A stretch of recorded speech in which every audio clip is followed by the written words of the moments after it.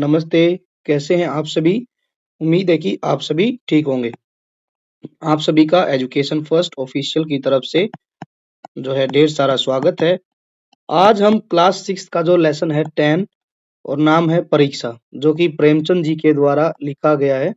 ये एक कहानी है, बड़ी ही फेमस कहानी है, जिसको हमने इससे पिछली वीडियो में पढ़ा था कि किस तरीके से जो है दीवान सुजान सिंह ने जो है अपने रिटायर होने के बाद एक जो नए सुजान जो है सॉरी नए दीवान को नियुक्त किया। दीवान की नियुक्ति की किसने की थी? वो सुजान सिंह ने खुद की थी। यहाँ लिखा भी गया है, दीवान जो थे सरदार सुजान सिंह, उन्होंने एक नए दीवान की नियुक्ति की और बड़ी ही रोचक कहानी थी। हमने पिछली वीडियो में पाठ को पढ़ा और इसके शब्दार्थ को जरूर समझा था हमने। यदि आप किसी ने वो वीडियो नहीं देखी है तो आपको जो है इस वीडियो के एंड में उस वीडियो का लिंक मिलेगा, आप जो है उस वीडियो को जरूर देखें। पहले पाठ को समझना है, फिर आपने उसके क्वेश्चन आंसर को लिखना है। चलिए अब हम डायरेक्ट चलते हैं, इसके क्वेश्चन आंसर की तरफ बढ़ते हैं। तो चलिए ये आ गए हैं प्रश्न उत्तर पाठ से। यहाँ पर दिया गया है कि मेरी समझ से, क्या है यहाँ पर? आइए अब हम कहानी परीक्षा के बारे में कुछ चर्चा कर लेते हैं। प्रश्न क्या दिया गया है? आपकी समझ से दिए गए प्रश्नों का सटीक उत्तर कौन सा है, उसके सामने तारा बनाइए। ठीक है जी। महाराज ने दीवान को ही उनका उत्तराधिकारी चुनने का कार्य उनके किस गुण के कारण सौंपा? दीवान जी को ही एक नया दीवान नियुक्त करने की जिम्मेदारी दी थी महाराज ने, तो उन्होंने ऐसा क्यों किया था ये बताना है। जो है दीवान सुजान सिंह की सादगी को देखकर, जो है सुजान सिंह की सादगी को देखकर, बल को देखकर, उदारता को देखकर, नीति कुशलता। तो बच्चों जो है 40 वर्षों का अनुभव है सुजान सिंह के पास। 40 वर्षों का अनुभव है राजा के साथ रहते रहते, और वो इतना नीतियों में कुशल हो गया है, वो एक्सपर्ट हो गया है कि उसको पता चल गया है कि कौन आदमी जो है राजा के दरबार में अच्छा आ सकता है और कौन बुरा आ सकता है। और वो खुद भी जो है दीवान है, और दीवान का काम जो है दिया गया है उसको, और नया दीवान जो है चुनना है। तो उससे ज्यादा सुजान सिंह से ज्यादा कोई भी लोग जो है उस नए पद के मतलब उस पद के लिए नया व्यक्ति चुनना बहुत कठिन काम होगा, इसलिए दीवान जो है सुजान सिंह को ये काम दिया गया था। अगला प्रश्न क्या है? दीवान साहब द्वारा नौकरी छोड़ने के निश्चय का क्या कारण था? क्योंकि वो क्या हो गया था, अब वो 40 साल उसने काम कर लिया था, तो वो जो है अब बूढ़ा हो गया था। बूढ़ा होने के बाद जो है व्यक्ति की जो है काम करने की सामर्थ्य शक्ति जो है कमजोर हो जाती है, तो इसीलिए जो है राजकाज संभालने में वह खुद को अयोग्य समझने लगे थे, क्योंकि उनकी शक्ति जवाब दे गई थी। इसलिए उन्होंने जो है नौकरी छोड़ने का निश्चय किया था। आपको इनमें से कौन सा उत्तर सही लगता है? आप अपना जो है उत्तर चुनेंगे, और जो है आपने जो ये उत्तर क्यों चुना वो आपने बताना है कि भाई जो है आपने ये उत्तर ही क्यों चुना है। तो जैसे मैंने बताया, क्योंकि एक बात जो है ये है कि बढ़ती उम्र के बाद व्यक्ति की जो है शक्ति जो है काम करने की शक्ति, उसकी याददाश्त जो है वो कमजोर पड़ जाती है, तो इसीलिए जो है उसने काम करने के लिए मना कर देता कि महाराज अब मैं काम नहीं कर पाऊंगा। आगे बढ़ते हैं। चलिए आगे क्या लिखा है, प्रश्न है अब शीर्षक के बारे में। पहला प्रश्न, आपने जो कहानी पढ़ी है उसका नाम प्रेमचंद ने परीक्षा रखा है। सही बात है, बिल्कुल सही बात है, इसमें कोई दो राय नहीं है, क्योंकि प्रेमचंद जी ने कहानी का नाम परीक्षा रखा है। अपने समूह में चर्चा करके लिखिए कि उन्होंने इस कहानी का नाम यह नाम क्यों दिया होगा। इस कहानी का नाम परीक्षा ही क्यों रखा गया है? अपने उत्तर का कारण लिखिए। आप जो है बताएंगे कि जो है प्रेमचंद ने इस कहानी का नाम परीक्षा ही क्यों रखा और कोई नाम क्यों नहीं रखा। तो जैसा हम इसमें देखते हैं कि बच्चों सुजान सिंह जो है क्या करता है, सुजान सिंह जो है दीवान पद के लिए लोगों की परीक्षा लेता है, और इसीलिए शायद उसने जो है प्रेमचंद जी ने भी इस कहानी का नाम परीक्षा ही रख दिया है। तो हम लिखेंगे, उत्तर के लिए लिखेंगे हम प्रेमचंद ने कहानी का नाम परीक्षा इसलिए रखा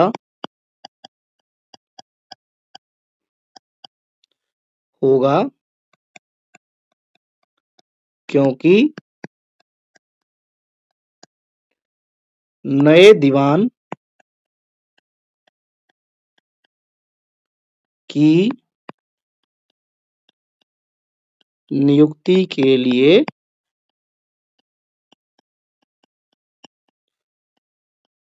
परीक्षा जो है, यहाँ लिखेंगे नए दीवान की नियुक्ति के लिए लोगों की परीक्षा ली गई।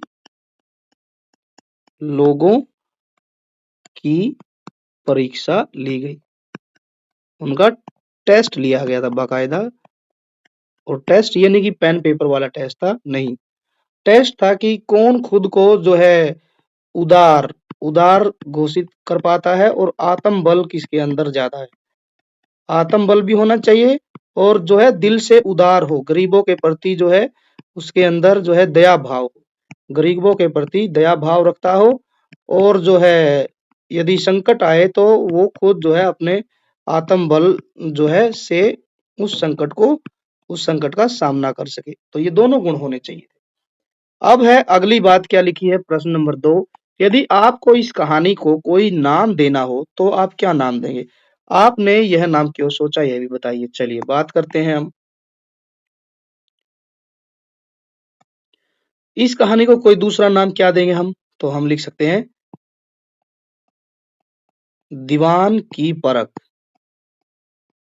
दीवान की परख, तो ये हम नाम इसमें देंगे। यहाँ पर जो है और भी हम दे सकते हैं, जैसे उत्तरदायित्व। उत्तरदायित्व, ठीक है, उत्तरदायित्व भी नाम दे सकते हैं हम, बट परख नाम सही होगा। दीवान की परख करने के लिए जो काम दिया गया था सुजान सिंह को जो है, इसीलिए हम इसको अपना जो है नया नाम देंगे। आगे बढ़ते हैं। पंक्तियों पर चर्चा, कहानी में से चुनकर कुछ पंक्तियां दी गई हैं, यहाँ नीचे दी गई हैं। इन्हें ध्यान से पढ़िए और आप इन पर विचार कीजिए। आपको इनका क्या अर्थ समझ में आया, अपने विचार से अपने समूह में आप जो है अपने दोस्तों के साथ ग्रुप बनाकर लिखेंगे। क्या क्या है। पहला जो दिया गया है, इस पद के लिए ऐसे पुरुष की आवश्यकता थी जिसके हृदय में दया हो और साथ ही आत्मबल। हृदय से वह उदार हो और आत्मबल वह जो आपत्ति की का वीरता के साथ सामना करे। ऐसे गुण वाले संसार में कम है और जो हैं वे कीर्ति और मान के शिखर पर बैठे हुए हैं। अब ये आपकी बुक में से ही, कविता में से ही दिया गया। इसका मतलब क्या है ये बताना है कि कवि ने ऐसा क्यों लिखा है, लेखक ने, कहानीकार ने, लेखक ने ऐसा क्यों लिखा सुजान सिंह के द्वारा माध्यम से। ठीक है, तो बात करें तो इसमें जो परीक्षा ली गई वो मतलब कहती है कि दीवान पद के लिए, दीवान जो पद है, पद के लिए ऐसे व्यक्ति की आवश्यकता है, ऐसे आदमी की जरूरत है, ऐसे आदमी की जरूरत है जिसके दिल में गरीबों के प्रति दया हो, गरीबों के प्रति दया हो। ये हमने अभी पढ़ा ही है ऊपर, दया हो और और क्या हो, आत्म बल। वह आत्म बल मतलब कि उसमें शक्ति हो, खुद पर आत्म बल भी है ना। आत्म बल, शरीर में इतनी जान भी हो कि आपत्ति, आपत्ति का मतलब होता है आत्म बल भी हो, आत्म बल भी हो जिससे वह खुद किसी भी समस्या का, किसी भी परेशानी का सामना कर सके। ऐसा नहीं हो कि जो है परेशानी या कोई विकट स्थिति आए और वो भाग जाए, नहीं, ऐसा नहीं करना है। आत्मबल भी हो जिससे कि खुद भी परेशानी का सामना कर सके। और आगे प्रेमचंद जी कहते हैं ऐसे गुण वाले, ऐसे जो गुण हैं जिस व्यक्ति में, संसार में बहुत कम है, और जो हैं वो क्या है, वो पहले से ही उनका गुणगान ज्यादा है और वो कहीं ना कहीं ऑलरेडी किसी राजा के पास काम कर रहे हैं। ठीक है, नया कोई ऐसा आदमी मिल नहीं रहा है। अब अगला क्या दिया गया है, आगे पढ़ते हैं। सोच विचार के लिए क्या दिया गया है, कहानी को एक बार फिर से पढ़िए, निम्नलिखित के बारे में पता लगाइए और लिखिए। क्या क्या दिया गया है। नौकरी की चाह में आए लोगों ने नौकरी पाने के लिए कौन कौन से प्रयत्न किए थे, तो यहाँ वो सब लिखना है हमने। जैसे इसका उत्तर हम यहाँ लिखते हैं, उत्तर क का उत्तर। तो सीधा हम लिखते हैं, लोगों को अपने व्यवहार और बोलचाल में बदलाव लाना पड़ा। बदलाव लाना पड़ा। क्या बदलाव लाना पड़ा? जैसे क्या था? मिस्टर अ मिस्टर अ क्या करता था? अब हमने पाठ में पढ़ा था कि मिस्टर अ जो है, अब देख लेते हैं क्या दिया गया यहाँ पर। मिस्टर अ ने क्या किया था? चलिए यहाँ लिखा है, इसका उत्तर पूरा आपको मैं बता देता हूँ, बुक में ही दिया गया। एक मिनट वेट कीजिए, यहाँ पर दिया गया है, ये रहा। उस क्वेश्चन का उत्तर है, मिस्टर अ जो 9 बजे तक सोए रहते थे, वे आजकल बगीचे में टहलते हैं। तो यहाँ लिख देंगे, हम उसका उत्तर लिखेंगे। प्रश्न क का उत्तर, मिस्टर जो अ है, मिस्टर अ आजकल सुबह जल्दी उठ जाते हैं। सुबह जल्दी उठ जाते हैं, क्योंकि उनको पता है कि एक ही महीने की तो बात है। बाद में यदि हम बन गए दीवान, तो अपनी मनमर्जी करेंगे। दूसरी बात क्या थी? दूसरी बात क्या थी इसी के साथ-साथ? मिस्टर द स ज जो घर पर नौकरों की नाक में दम करके रखते थे, वे भी आजकल आप और जनाब के बगैर बात नहीं करते थे। तो बोलचाल में फर्क आ गया। यहाँ लिखेंगे, मिस्टर ज मिस्टर ज स द जो है, मिस्टर ज स द अब सभी लोगों से सभी लोगों से आप और जनाब कहकर बातें करते थे। तो आप जो है खुद भी उत्तर लिख सकते हैं बनाकर, जैसे मैंने यहाँ पर लिखा है। तीसरी बात क्या थी? अब एक और सज्जन है, मिस्टर ल। मिस्टर ल बड़े-बड़े ग्रंथ पढ़ने लिखने में डूबे रहते थे। तो यहाँ पर लिखेंगे, मिस्टर ल जो थे, मिस्टर ल अब बड़ी-बड़ी ग्रंथों में डूबे रहते थे। देखो, जो मिस्टर ल था, जो है उसको किताबें भी पढ़ना पसंद नहीं थी। लेकिन चूंकि दीवान बनना है, दीवान बनने के लिए तो अब जो है कुछ न कुछ अलग तो करना पड़ेगा। जिससे बात कीजिए वह नम्रता और सदाचार का देवता बना मालूम होता था। सारे के सारे अब जो है देवता तुल्य लग रहे थे।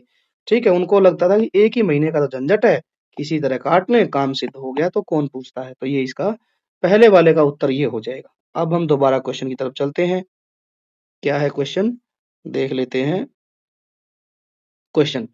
यस, दूसरा दूसरा क्वेश्चन क्या कहता है? उसे किसान की सूरत देखते ही सब बातें समझ आ गई, खिलाड़ी कौन कौन सी बातें पता चल गई थी खिलाड़ी को।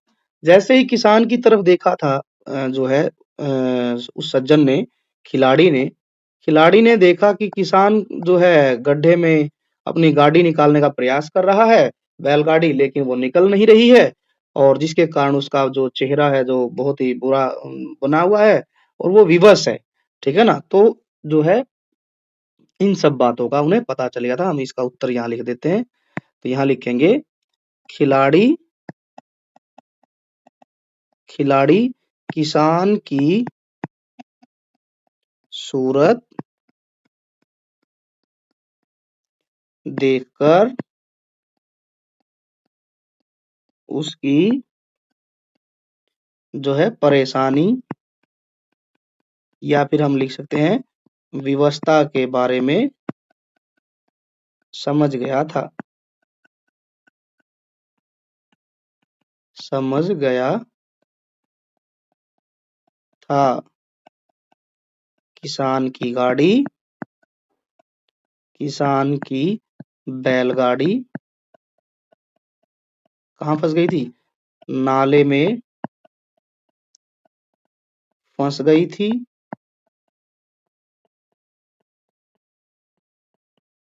बहुत प्रयास करने के बाद भी, बहुत प्रयास करने के बाद भी गाड़ी नाले से बाहर नहीं निकल रही थी। तो ये इसका उत्तर हो जाएगा। आगे क्या दिया गया है? मगर उन आंखों में सत्कार था, इन आंखों में ईर्ष्या। किनकी आंखों में सत्कार था और किनकी आंखों में ईर्ष्या थी, क्यों, ये बताना है।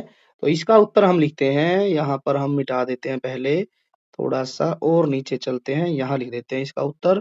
यहाँ हम लिखेंगे ये ग वाले का उत्तर है। दूसरा रंग चेंज कर लेते हैं। राजा और दरबारियों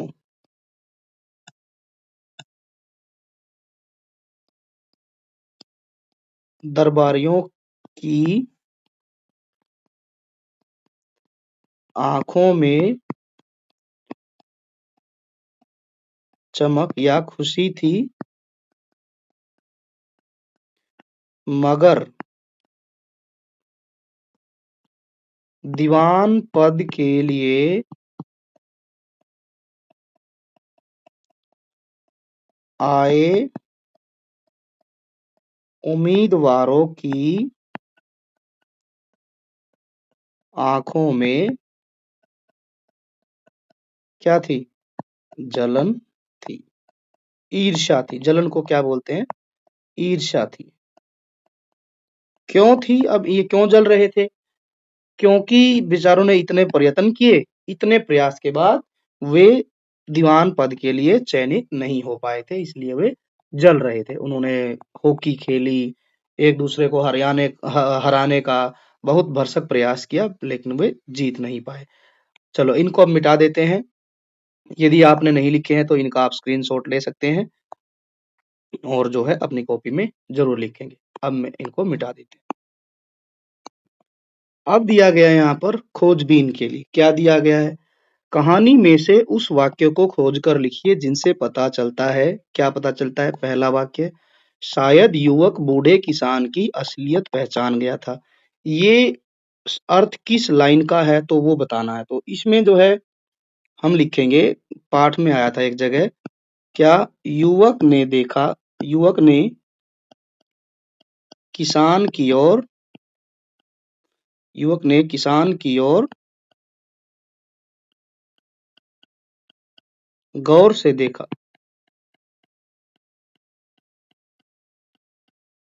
जब उसने कहा था किसान ने कि भाई हो सकता है कि ईश्वर ने चाहा तो दीवानी आपको ही मिलेगी, तब जैसे ही उसने ये कहा तो युवक ने किसान की ओर गौर से देखा, उसके मन में संदेह हुआ, उसके मन में संदेह हुआ, संदेह हुआ, क्या संदेह हुआ? कि क्या यह सुजान सिंह तो नहीं, सुजान सिंह तो नहीं। तो ये हम लिख देंगे अपनी नोटबुक में। आगे बढ़ते हैं। दूसरा क्या दिया गया? नौकरी के लिए आए लोग किसी तरह बस नौकरी पाना चाहते थे। उन्हें बस ये था कि भाई 1 महीने तक कुछ भी करो सब मंजूर है, बस जैसे तैसे करके नौकरी मिल जाए। तो इसमें हम लिख सकते हैं, यहाँ ऊपर लिख देंगे इसमें, लोग समझते थे, अभी ही हमने पढ़ा था थोड़ी देर पहले, लोग समझते थे, क्या समझते थे? कि बस 1 महीने का ही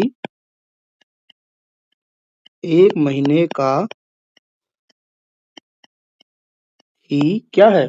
झंझट है। 1 महीने का ही झंझट है, किसी तरह काट लें, किसी तरह काट लें। ठीक है। कहीं काम सिद्ध हो गया, आगे क्या लिखा है?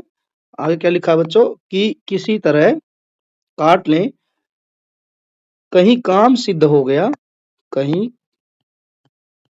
काम सिद्ध हो गया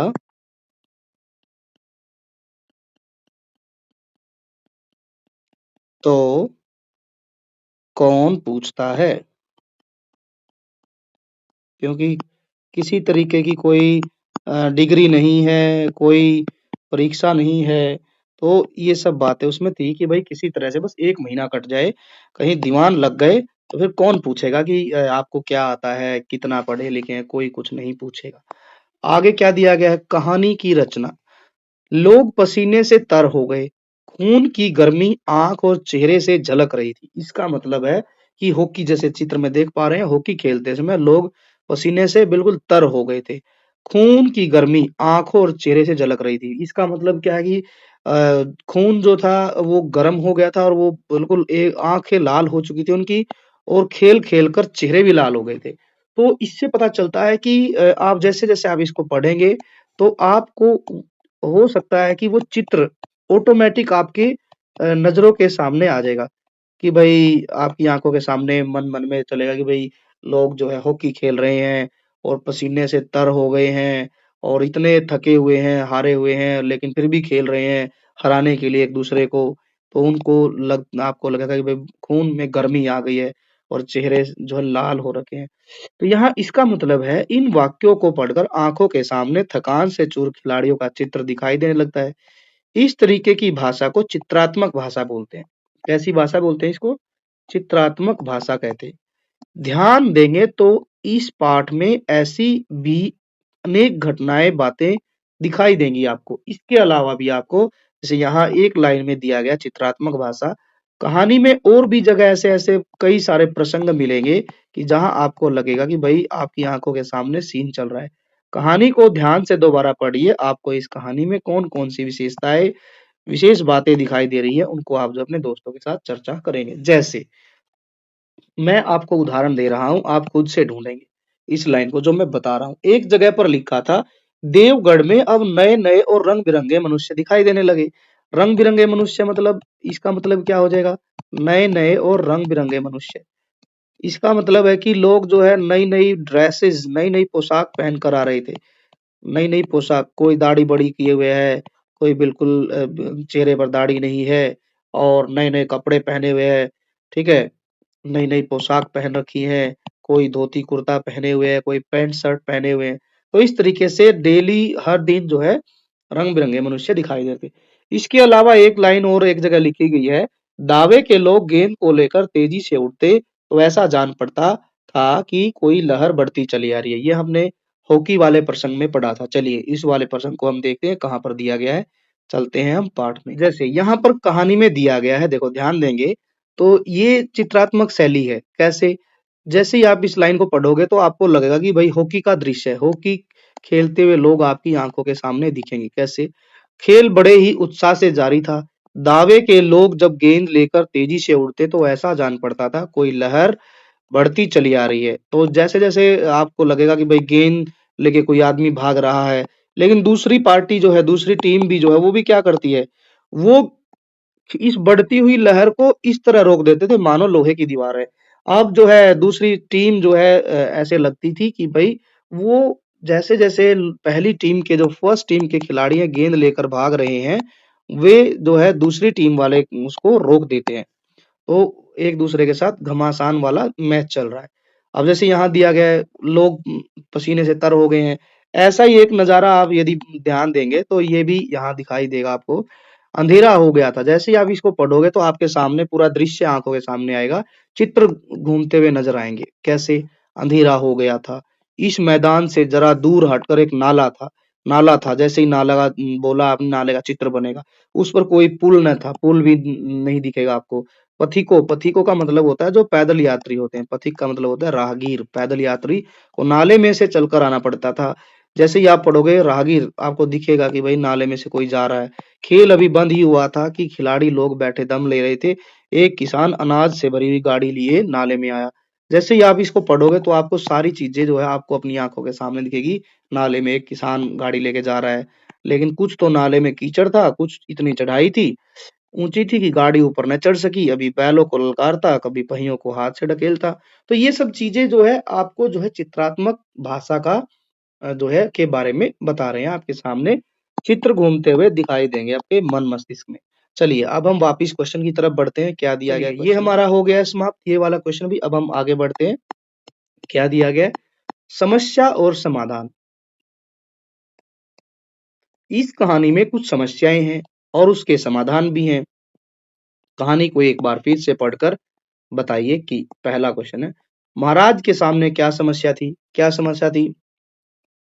हम लिख सकते हैं महाराज के सामने नए दीवान के चयन या चुनाव की समस्या थी कि भाई अब नया दीवान कहां से लाएं की समस्या थी। ठीक है जी, उन्होंने इसका क्या समाधान खोजा। अब जैसे ही उनको लगा कि महाराज के सामने नए दीवान के चुनाव की समस्या थी, तो उन्होंने समाधान खोजा। क्या लिखेंगे इसमें हम, उन्होंने समाधान के लिए नए दीवान की नियुक्ति का काम सुजान सिंह को ही दिया। तो ये इसका उत्तर हो जाएगा, सुजान सिंह को दिया, है ना। उन्होंने समाधान के लिए नए दीवान की नियुक्ति का काम सुजान सिंह को दिया। दीवान के सामने क्या समस्या थी, उन्होंने इसका क्या समाधान खोजा। अब जो है दीवान के सामने क्या समस्या थी, यही समस्या थी कि भाई नया दीवान कहाँ से लेके आए। उसने क्या किया, उन्होंने जो है एक विज्ञापन, दूसरे का हम उत्तर लिखेंगे, दीवान या दूसरा डाल देते हैं, दीवान सुजान सिंह ने, दीवान सुजान सिंह ने जो है नए दीवान की नियुक्ति के लिए क्या किया, एक विज्ञापन जारी किया और ये विज्ञापन जो है देश भर में फैल गया था। नौकरी के लिए आए लोगों के सामने क्या समस्या थी, है ना। नौकरी के लिए आए लोगों के सामने क्या समस्या थी, उन्होंने इसका क्या समाधान खोजा। अब इसके बारे में आप बताएंगे कि भाई क्या समस्या थी, है ना। और जो उन्होंने क्या समाधान खोजा था। नौकरी के लिए आए लोगों के सामने जो है समस्या ये थी कि कैसे दीवान का पद प्राप्त किया जाए, कैसे दीवान पद हासिल किया जाए, हासिल किया जाए। अब उन्होंने क्या समाधान खोजा, तो इसके लिए उन्होंने समाधान के लिए झूठा दिखावा करना पड़ा, झूठा दिखावा करना पड़ा। जैसे क्या किया था, हॉकी खेलना,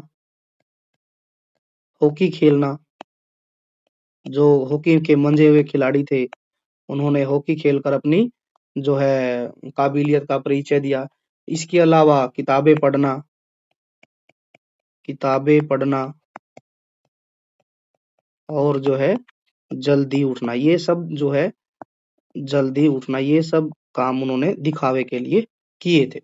अब आगे बढ़ते हैं, क्या दिया गया अब आगे, आगे लिखा है मन के भाव, स्वार्थ था, मद था, मगर उदारता और वात्सल्य का नाम भी न था।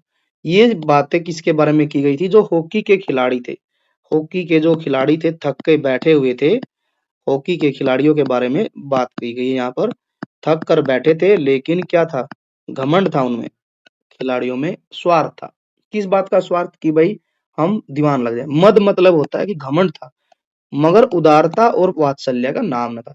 इस वाक्य में कुछ शब्दों के नीचे रेखा खींची हुई है, जैसे मद, मद के नीचे, स्वार्थ के नीचे, उदारता और जो है वात्सल्य। ये सब बच्चों भाव होते हैं। क्या होते हैं? सब भाव, मन के भाव। हम इनको देख नहीं पाते बट हम महसूस कर पाते हैं। स्वार्थ, ये सभी नाम है, लेकिन दिखाई देने वाली वस्तुओं, व्यक्तियों और जगहों के नाम नहीं है। ये सभी शब्द मन के भावों के नाम है। ये सब किसी व्यक्ति, वस्तु, स्थान का नाम नहीं है, बल्कि ये भाव का नाम है। और भाव का जो नाम होता है उसको हिंदी में भाववाचक संज्ञा बोलते हैं। यदि आप लोगों ने पढ़ा है तो आपको जरूर पता होगा। घमंड, लोभ, लालच, क्रोध, स्वार्थ, ये सब भाव होते हैं। आप कहानी में से ऐसे ही नामों को खोजकर और यहाँ पर लिखेंगे। ठीक है जी। जैसे हम क्या क्या लिखेंगे? सत्कार लिख देंगे यहाँ पर हम। एक हमने पढ़ा था आत्मबल। आत्मबल दिखता नहीं है, आत्मबल काम से महसूस होता है। दया, दया हो गई। इसके बाद हम लिखेंगे नम्रता, सत्कार हो गया है। इसके बाद साहस हो गया। उदार तो आया ही था कहानी में। तो ढेरों ऐसे शब्द हमारे पास थे। निराशा, उत्सुकता, निराशा के बाद हम लिख सकते हैं यहाँ पर उत्सुकता भी लिख सकते हैं। और जो है सदाचार, एक शब्द तो रह ही गया हमारा, कहानी में आया था सदाचार शब्द। ऐसे जितने भी ये शब्द ये सारे भाव हैं, और भाव के नाम को हम भाववाचक संज्ञा बोलते हैं। तो ये सब हमने लिख देने अपनी किताब में। अब आगे बढ़ते हैं। अभिनय, अभिनय का मतलब होता है एक्टिंग करनी है आपको। बी एन एक्टर, एक्टर बन जाइए। अब आपको एक्टिंग करनी है। क्या एक्टिंग करनी है? कहानी में युवक और किसान की बातचीत संवादों के रूप में दी गई है।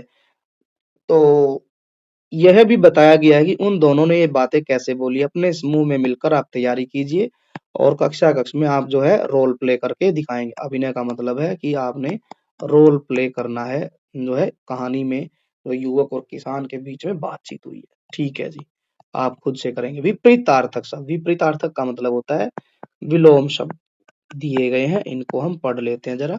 विद्या का कम परंतु कर्तव्य का अधिक विचार किया गया है। यहाँ पर कम का उल्टा दिया गया है अधिक। अधिक, कम का उल्टा होता है अधिक। कम का विपरीत अर्थ देने वाला शब्द है अधिक। इसी प्रकार से कुछ विपरीतार्थक शब्द नीचे दिए गए हैं, लेकिन वे आमने सामने नहीं है। रेखा खींचकर विपरीतार्थक शब्दों के जोड़े बनाइए। जी जरूर करेंगे। जैसे आना, आना का उल्टा होगा जाना, तो ये हमने चुन लिया है। आगे गुण, गुण का उल्टा क्या होगा? अवगुण होगा। आदर का उल्टा क्या होगा? अनादर होगा। सबसे लास्ट मिलाएंगे। स्वास्थ्य, स्वस्थ, स्वस्थ का उल्टा होगा अस्वस्थ। कम, कम का उल्टा हो जाएगा अधिक, कम अधिक। दयालु, दयालु का उल्टा होता है निर्दयी।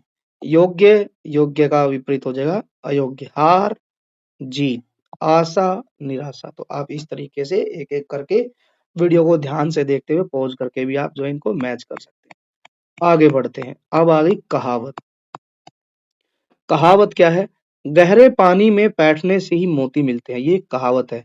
जैसे ये कही गई थी सुजान सिंह के बारे में, क्योंकि सुजान सिंह इतना जो है गुणी व्यक्ति था, नीति कुशल था और अनुभवी भी था कि उसको पता है कि ऐसे कोई नया दीवान नहीं मिलने वाला है। दीवान के लिए तो गहरे पानी में उतरना पड़ेगा, तभी कोई मोती मिल सकता है। यह वाक्य एक कहावत है। इसका अर्थ होता है कोशिश करने पर ही सफलता मिलती है। ऐसी एक और कहावत है, जिन खोजा तिन पाइया गहरे पानी पैंठ। इसका अर्थ भी क्या होता है कि जिसने जो है खोज के लिए जो है गहरे पानी में पैंठ लगाई है, उसी को ही सफलता मिलती है। अर्थात परिश्रम का फल अवश्य मिलता है।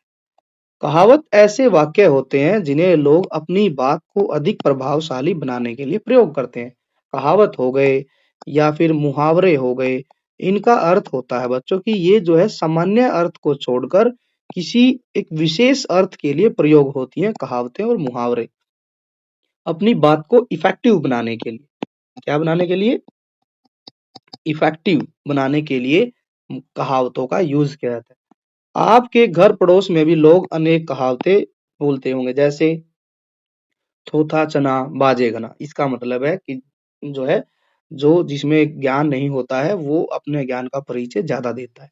नीचे कुछ कहावतें और उसके भाव के अर्थ लिखे गए हैं। आप इन कहावतों को कहानी से जोड़कर अपनी पुस्तिका में लिखिए। ठीक है जी, लिखते हैं अधजल गगरी छलकत जाए, है ना।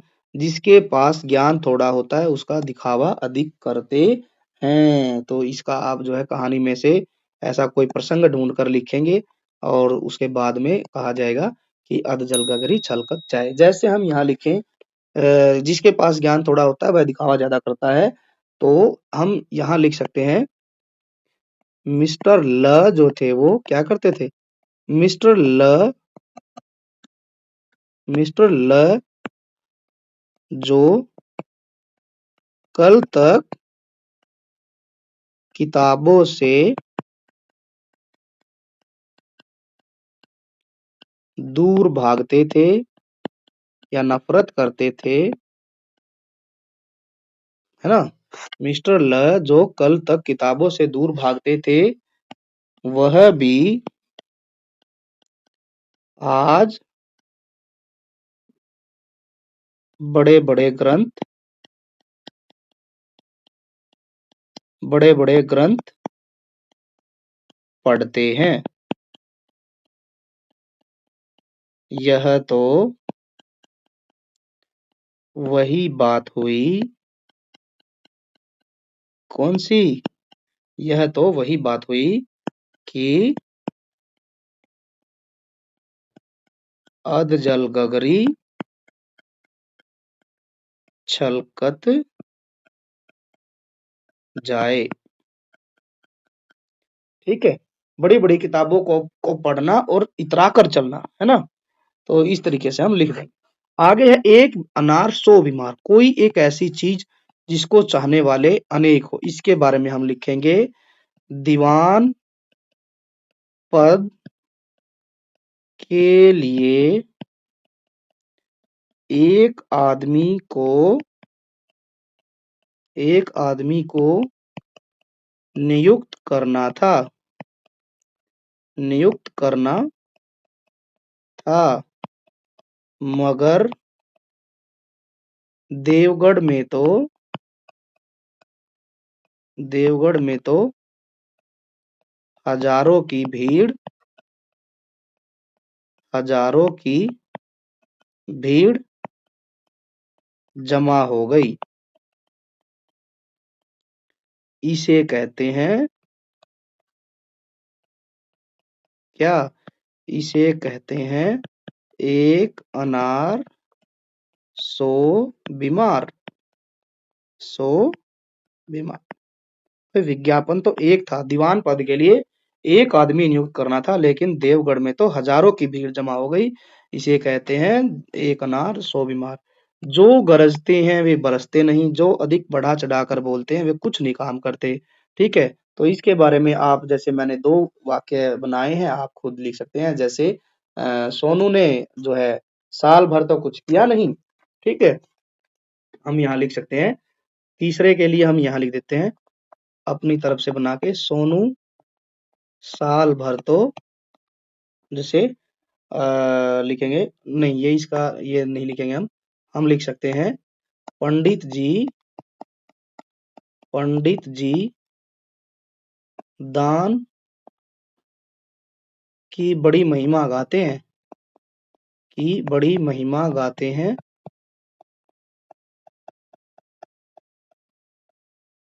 मगर खुद एक रुपया गरीब गरीबों को नहीं देते।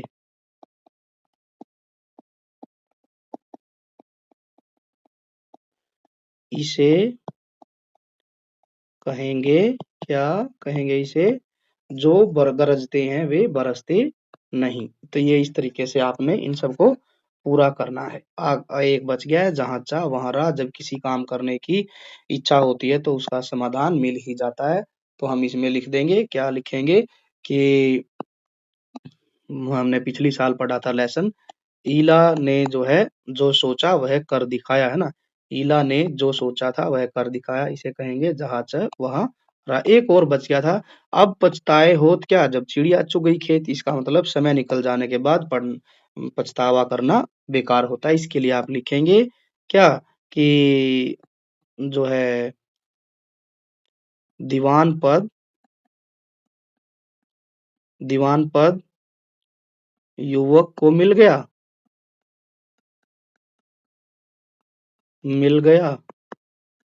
और बाकी उम्मीदवार फिर भी दीवान पद पाने के लिए संघर्ष करते रहे,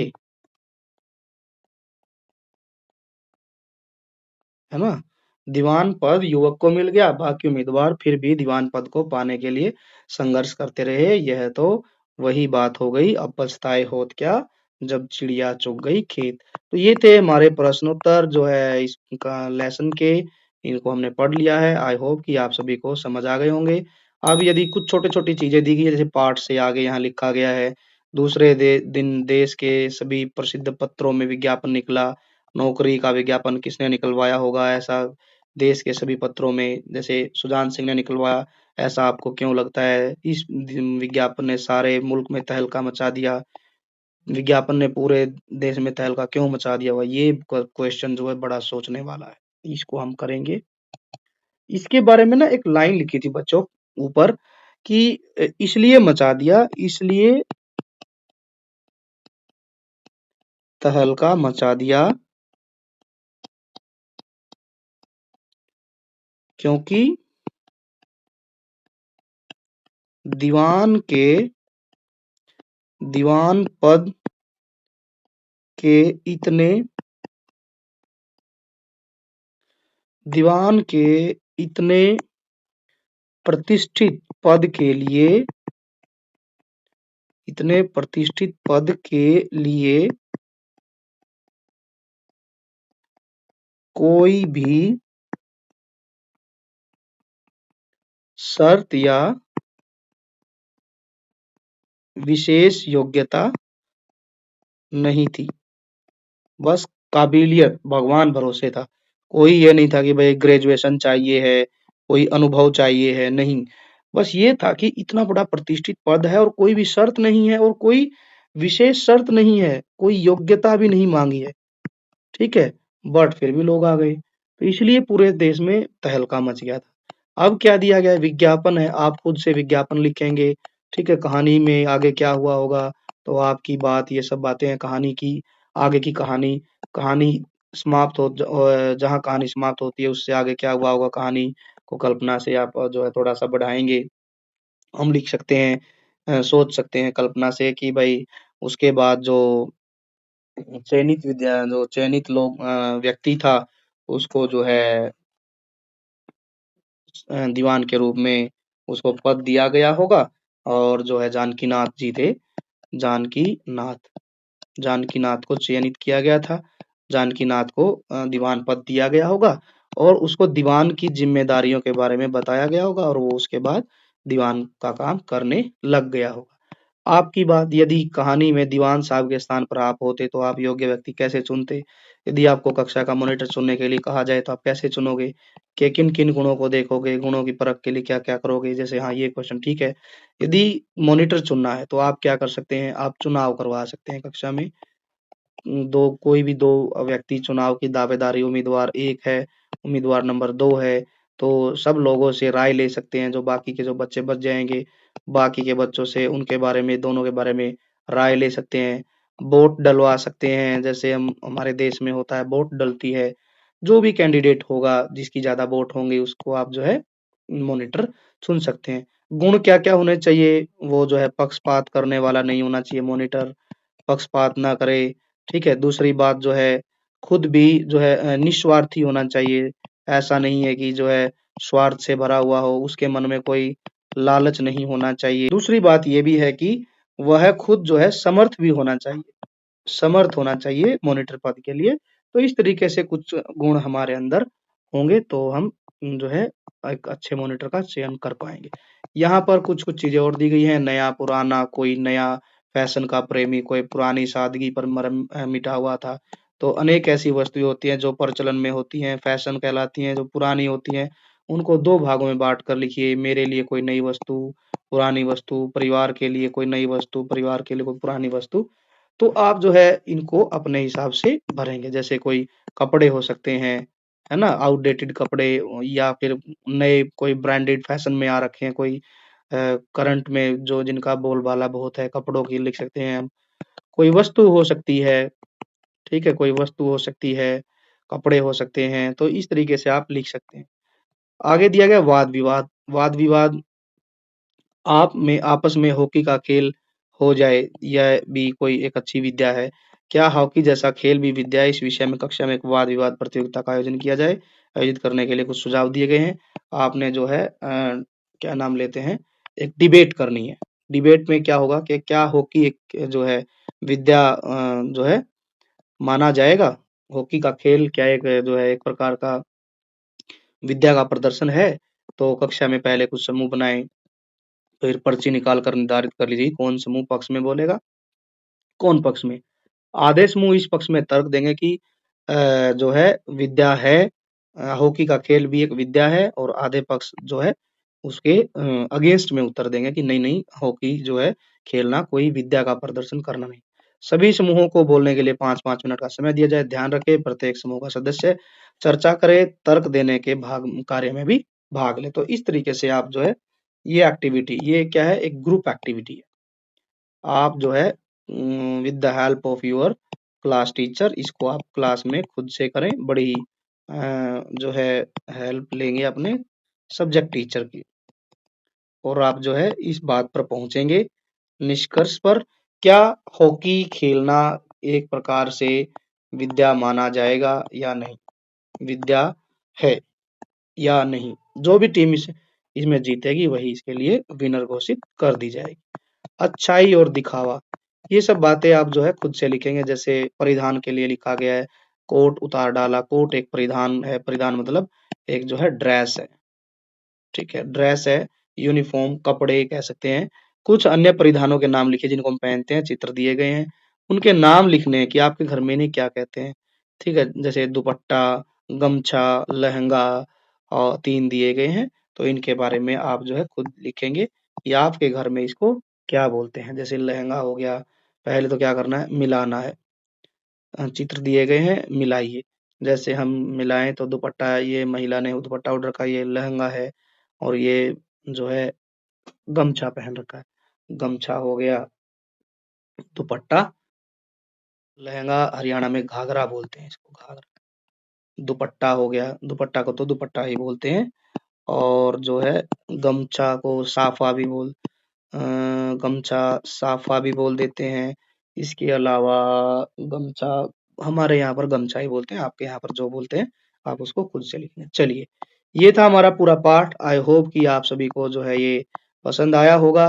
वीडियो अच्छी लगी है तो आप वीडियो को ज़रूर लाइक करें, और एजुकेशन फर्स्ट ऑफिशियल चैनल को आप जो है for more video, upcoming video, subscribe to education first official and hit the bell icon for upcoming videos. आपको जो है प्रेस करना है, सबसे पहले आपको नोटिफिकेशन मिल जाएगा, और आप जो है वीडियो को देखकर एंजॉय करेंगे। ज़्यादा से ज़्यादा आप अपने दोस्तों के साथ शेयर भी करें ताकि वो भी इस वीडियो का आनंद ले पाए। अब हम मिलेंगे नेक्स्ट वीडियो में नेक्स्ट लेसन के साथ। नया लेसन जो हमारा होगा वो भी बड़ा ही हमारा मज़ेदार है, तो उसके लिए हम मिलेंगे नेक्स्ट वीडियो में। तब तक के लिए एजुकेशन फर्स्ट ऑफिशियल से जुड़े रहिए, बने रहिए। Thank you and bye bye.